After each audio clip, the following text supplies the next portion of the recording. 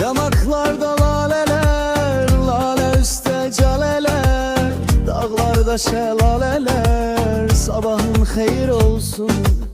Hoş bakışlı güzeller, eli koruyan erler, torpak yoğuran eller. Sabahın hayır olsun. Yurdu tacı sananlar, büyük küçük analar, nur ocağına yananlar. Sabahın hayır olsun.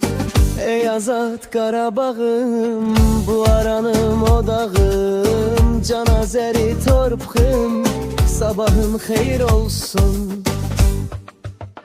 Vətən üçün can verenler, şehit gülün derenler, Azerbaycan diyenler. Sabahın hayır olsun. Vətən üçün can verenler, şehit gülün derenler, Azerbaycan diyenler. Sabahın hayır olsun.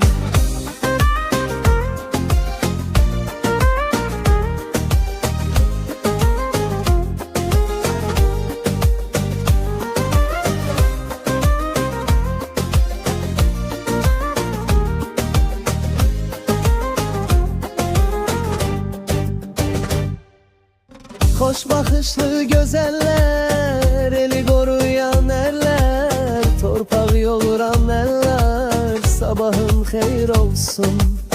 Yurdu tacı sananlar, büyük küçük kananlar, nur ocağına yananlar. Sabahın hayır olsun.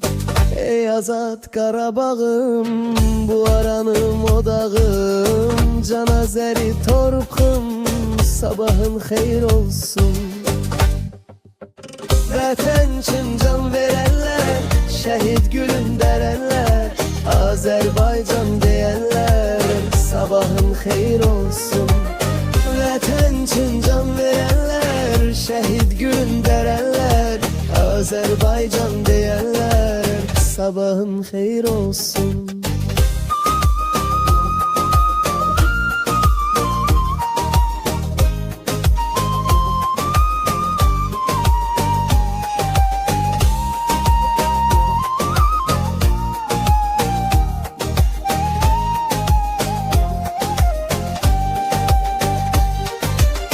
Ey azat Qarabağım, bu aranın odağım, can azeri torpağım. Sabahın hayır olsun.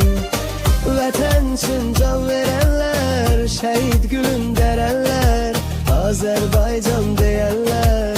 Sabahın hayır olsun.